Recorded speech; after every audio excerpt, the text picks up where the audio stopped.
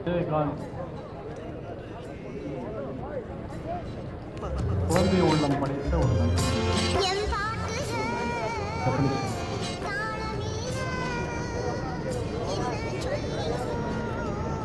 அவரை வச்சு 4 படம் எடுத்துருக்கோம். ஆனால் பல ஜென்மங்கள் பழகின மாதிரி ஒரு பந்தத்தை அவர்கிட்ட நாங்கள் ஏற்படுத்திக்கிட்டோம். அப்படி ஒரு மனிதரை பார்க்கறதும் சந்திக்கிறதும் ரொம்ப அபூர்வம். இது ஒரு மேடையில் பேசுறதுக்காகவோ ஒரு அஞ்சலியில் சொல்கிறதுக்காகவோ நான் சொல்கிற வார்த்தைகள் இல்லை. ஒவ்வொரு நிகழ்ச்சியும் நினச்சி பார்த்தா மனசு தாங்க மாட்டேன். அவ்வளோ ஒரு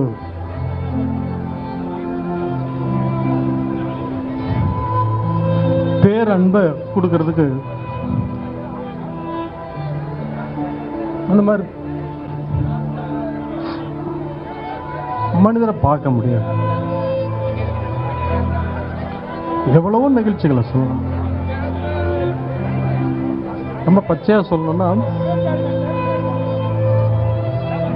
நம்ப முடியாத ஒரு விஷயத்த சொல்றேன். நான் அவர்கிட்ட பலமுறை சண்டை போட்டிருக்கேன். படப்பிடிப்புகளில் நான் பலமுறை சண்டை போட்டிருக்கேன்.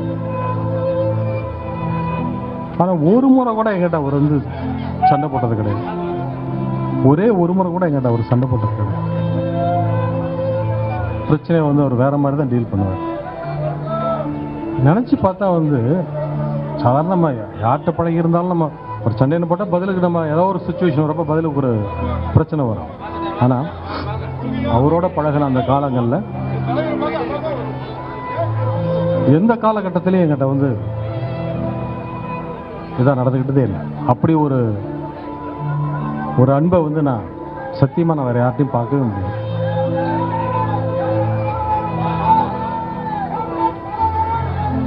ஸோ ஊமை விழிகளில் முத எங்களுக்கும் எங்கள் திரைப்படக் கல்லூரி மாணவர்கள் எல்லோருக்குமே ஒரு வாழ்க்கையை ஆரம்பித்து கொடுத்த ஒரு மிகப்பெரிய ஒரு நடிகராக எங்களுக்கு அறிமுகமாகி ஒரு சகோதரராக ஒரு நண்பராக என்ன வார்த்தை சொல்கிறதுன்னு தெரியல, ஒரு குடும்பத்தில் ஒருத்தர் மாதிரி இருந்து எங்களை எல்லாம் வழி நடத்திட்டு போனவர் அவர்.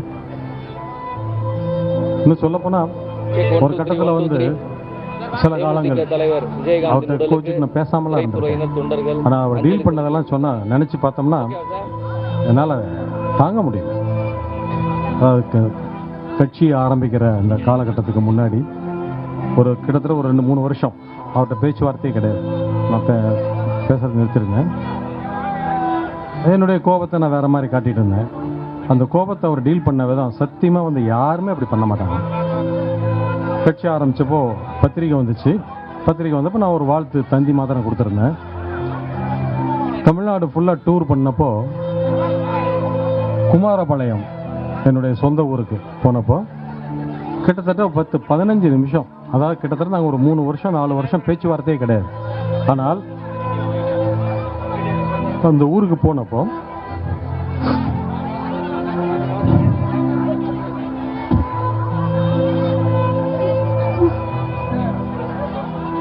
இது ஆபாவனன் பிறந்த ஊர், அவருடைய நண்பர் குடும்ப நண்பர் சொல்லி எனக்கு ஏற்படுத்தி கொடுத்தார் ரொம்ப மரியாதை.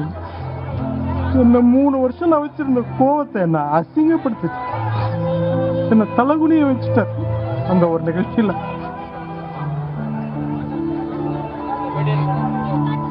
எவ்வளவு பெரிய அன்பு இருந்தா அந்த மாதிரி ஒரு அன்பை காட்டியிருக்க முடியும். அதற்கப்புறம் நான் இதை கேள்விப்பட்டதுக்கப்புறம் நான் அவருக்கு ஃபோன் பண்ணேன்.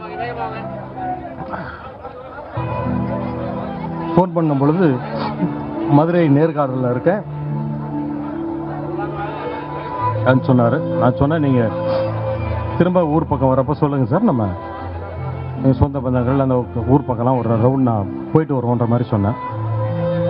நீங்கள் எந்த தொகுதியில் நின்னாலும் உங்களுக்காக கேன்வாஸ் பண்ண வருவோம்னு சொல்லிட்டு அவர் விருத்தாச்சலம் தொகுதியில் நின்னப்போ ஒரு 3 நாள் நான் ஆர்கே செல்வமணி டைரக்டர் அரவிந்தராஜ் அப்படின்னா ஒரு டீமாக சேர்ந்து போய் ஒரு 2-3 நாள் அவருக்காக ஒரு கேன்வாசிங் இது பண்ணோம்.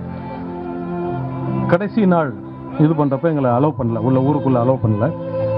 சரி சொல்லிட்டு கிளம்பலான்றதுக்காக போனேன். இல்லை சார், நாளைக்கு கோயில் வாசலில் இந்த மாதிரி என்னோடய ஃபைனல் மீட்டிங் இருக்குது, நீங்களும் வந்து பேசுங்க அப்படின்னாரு. ஸோ அந்த பாக்கியம் எனக்கு கிடைச்சிது. ஸோ அவர் அந்த முதல் முறை அவர் நின்னப்போ அந்த கோயில் வாசலில் அவர் கடைசியாக பேசின டைமில் அவருக்கு முன்னாடி நான் பேசினேன். அதுக்கப்புறம் வெற்றி பெற்றப்போ போய் வாழ்த்து சொல்லிட்டு வந்தேன். இப்படி தான் வந்து அந்த பந்தம் ஆரம்பிச்சது. திரும்ப அதாவது அவர் மூலியமாக தான் எங்களுக்கு வாழ்க்கை ஆரம்பிச்சது. நாங்கள் தான் வந்து எந்த நேரத்துலையும் போய் விலைக்கு போய் அவரோட இதாகி போயிருக்கணும். கோச்சிட்டு நாங்கள் இருந்தப்போ அவருடைய பெருந்தன்மை என்னால் வந்து அதை எந்த ஜென்மத்திலையும் மறக்க முடியாது. அப்படி ஒரு மரியாதையை ஏற்படுத்தி கொடுத்தாரு.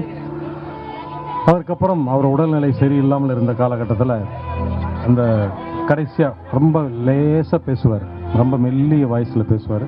அந்த காலகட்டத்தில், அதாவது இந்த முற்றிலும் அந்த பேச்சை பேச முடியாமல் போன கட்டத்துக்கு முன்னாடி ஒரு டைம் அவரை பார்த்தே ஆகணும். ஒரு கார் எடுத்துகிட்டு நேராக போய் அவர் வீட்டுக்கு முன்னாடி போயிட்டு வண்டியை போட்டு இந்த மாதிரி வந்திருக்கேன்னு சொல்லி அனுப்பிச்சி விட்டேன். உடனே வாங்கன்னு சொல்லி கூப்பிட்டு போனாங்க. உள்ளே இருந்தார். அவர் சொன்ன வார்த்தை என்னை வந்து அப்படியே பதற வச்சிருச்சு.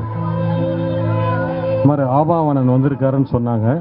அவருக்கு என்ன அப்பாயின்மெண்ட்டு, அனுப்புங்க உள்ளன்னு சொன்னேன்ற மாதிரி எடுத்தோன்னு அப்படி தான் வார்த்தை ஆரம்பித்தார். சன்னமாக பேசினார். அதுக்கப்புறம் ஒரு அரை மணி நேரம் அவரோட செலவழிச்சு வந்தேன். திரும்பியும் செகண்ட் டைம் போய் கிட்டத்தட்ட ஒரு 3/4 மணி நேரம், 2 நாள் தனியாக உட்காந்து அப்படியே டிவி பார்த்துக்கிட்டு அவரோட இதே மாதிரி சன்னமாக பேசிகிட்டு இருந்தார். பழைய இதெல்லாம் பேசிட்டு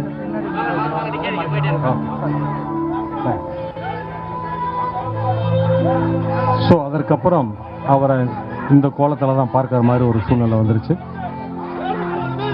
எத்தனை ஜென்மங்கள் எடுத்தாலும் இப்படி ஒரு சகோதரரை, இப்படி ஒரு நண்பரை, இப்படி ஒரு பாசமுள்ள ஒரு மனிதரை எப்போ நாங்கள் சந்திக்க போகிறோம் எங்களுக்கே தெரியல. குடும்பத்தை சேர்ந்த அன்னியார் அவர்களுக்கும், அவருடைய தம்பி சுதீஷ் அவர்களுக்கும், அன்பு பசங்க, அன்பு விஜய் பிரபாகரன், சண்முக பாண்டியன், அவர் குடும்பத்தை சேர்ந்த அத்தனை பேருக்கும் மன ஆறுதல் கொடுக்க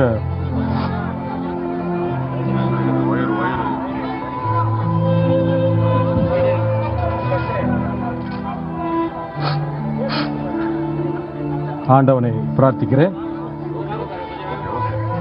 அதே போல கேப்டன் விஜயகாந்த் அவர்களின் லட்சோப ரசிகர்களுக்கும் மன சாந்தி அடையும். அவருடைய ஆத்மா எங்கிருந்தாலும் நம்மை அனைவரையும் வாழ்த்தும், நம்மை ஆசீர்வதிக்கும் என்ற இதோடு நன்றி கூறி என்னுடைய அஞ்சலியை நிறைவு செய்கிறேன். நன்றி.